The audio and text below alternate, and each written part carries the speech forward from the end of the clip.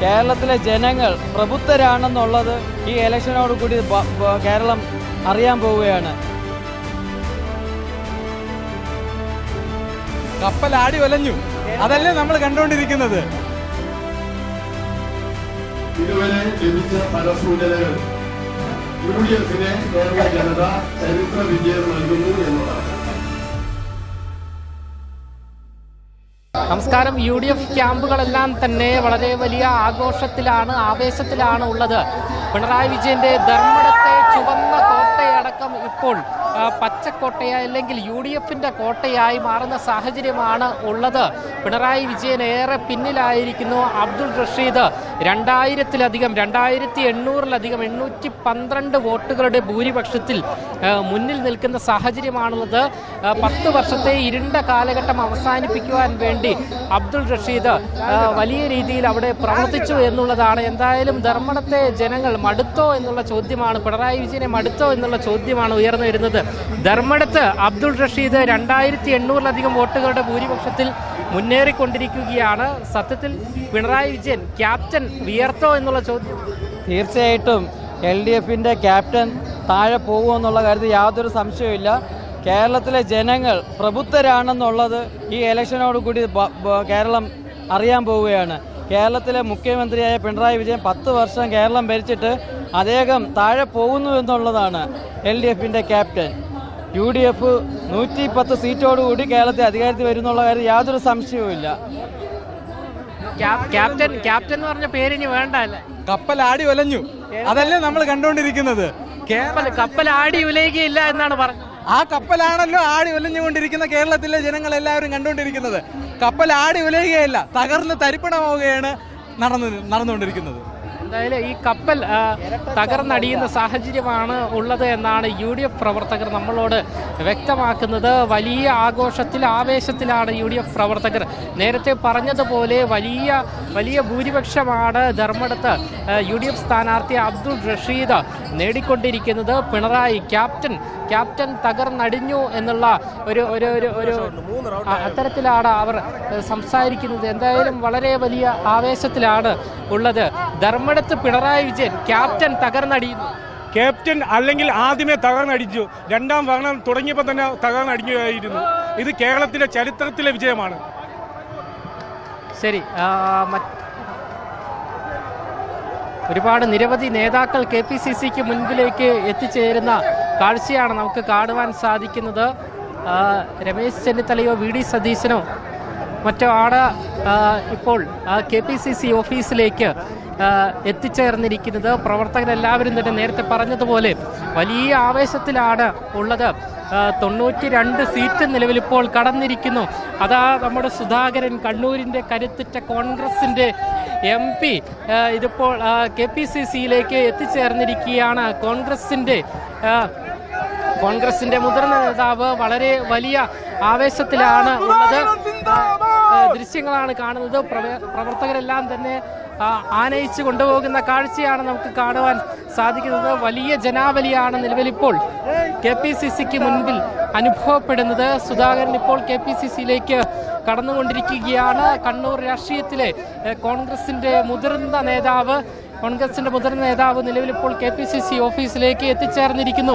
UDF വലിയ hat trick വിജയത്തിലേക്ക് കടന്നുകൊണ്ടിരിക്കുന്ന ഈ ഒരു സമയത്താണ് സുധാകരൻ്റെ സൂപ്പർ എൻട്രി KPCC ഓഫീസിലേക്ക് വന്നുകൊണ്ടിരിക്കുന്നത്. അതിൻ്റെ ദൃശ്യങ്ങളാണ് നമുക്ക് കാണുവാൻ സാധിക്കുന്നത്.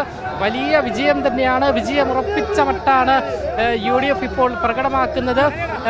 നിലവിലിപ്പോൾ സുധാകരൻ വരുന്ന ദൃശ്യങ്ങൾ നമുക്ക് തത്സമയം നമുക്ക് കാണുവാൻ സാധിക്കും. വിജയം UDF ഉറപ്പിച്ചിരിക്കുന്നു. 97 സീറ്റിലേക്ക് എത്തിയിരിക്കുന്നു. ധർമ്മടത്തടക്കം പിണറായി വിജയന് കാലിടറിയ സാഹചര്യമാണുള്ളത്.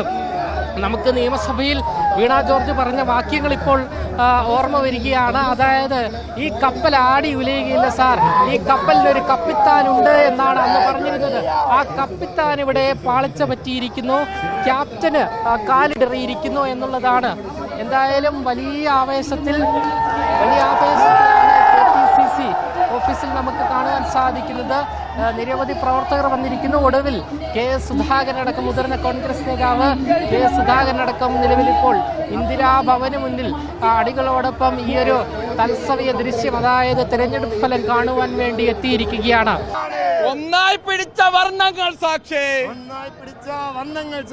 അധികാരം കണ്ട് കൂടിയതല്ല, UDF സിന്ദാബാദ്.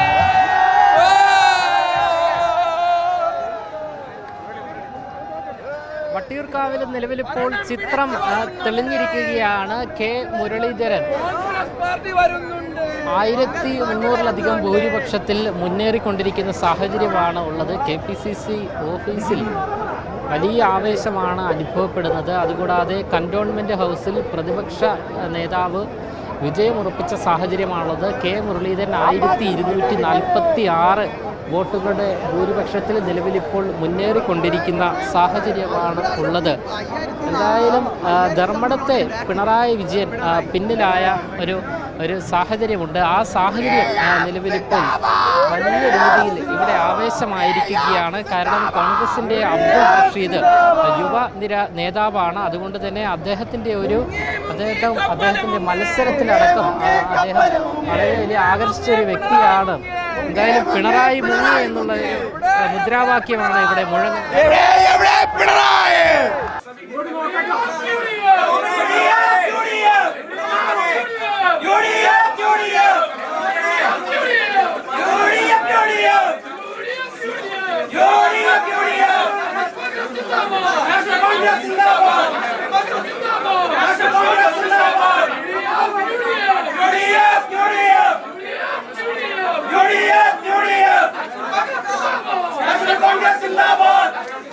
എന്തായാലും വിജയം ഉറപ്പിച്ചിരിക്കുകയാണ് UDF. അതുകൊണ്ട് തന്നെ മുതിർന്ന നേതാക്കൾ എല്ലാവരും തന്നെ ഇന്ദിരാഭവനിൽ എത്തിച്ചേർന്നിരിക്കുകയാണ്. VD സതീശൻ, KC വേണുഗോപാൽ ഉൾപ്പെടെയുള്ള മുതിർന്ന നേതാക്കൾ, സുധാകരൻ, അതുകൂടാതെ ശ്രീ രമേശ് ചെന്നിത്തല ഉൾപ്പെടെയുള്ള നേതാക്കൾ എല്ലാവരും തന്നെ ഇന്ദിരാഭവനിൽ എത്തിച്ചേർന്നിരിക്കുന്നു. അണികൾ എല്ലാവരും തന്നെ എത്തിച്ചേർന്നിരിക്കുന്നു. വലിയ ആവേശത്തിലാണ് അണികൾ എല്ലാവരും തന്നെ ഉള്ളത്. അതുകൊണ്ട് തന്നെ ഈ ഒരു തെരഞ്ഞെടുപ്പ് ഫലം കൃത്യമായുള്ള വിജയത്തിൻ്റെ ഗ്രൗണ്ട് UDFന് ഉണ്ടാക്കാൻ സാധിച്ച ഈ ഒരു സാഹചര്യത്തിൽ എന്തായാലും തന്നെ നേതാക്കളെല്ലാവരും തന്നെ നിലവിലിപ്പോൾ മാധ്യമങ്ങളെ കാണുകയാണ്.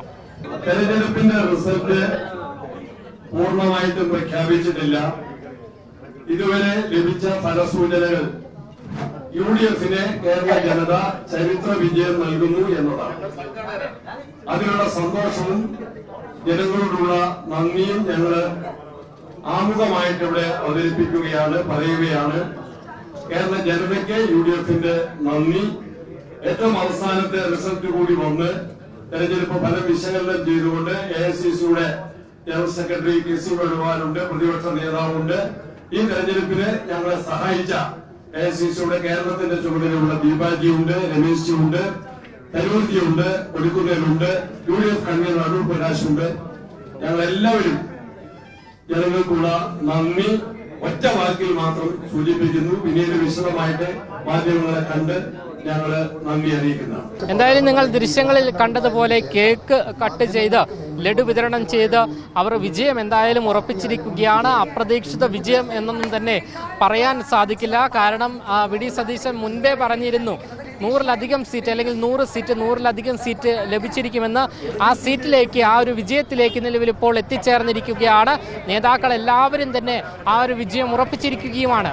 ക്യാമറമാൻ അഖിൽ അശോകിനൊപ്പം അമൽ രുദ്ര, മറുനാടൻ മലയാളി, തിരുവനന്തപുരം.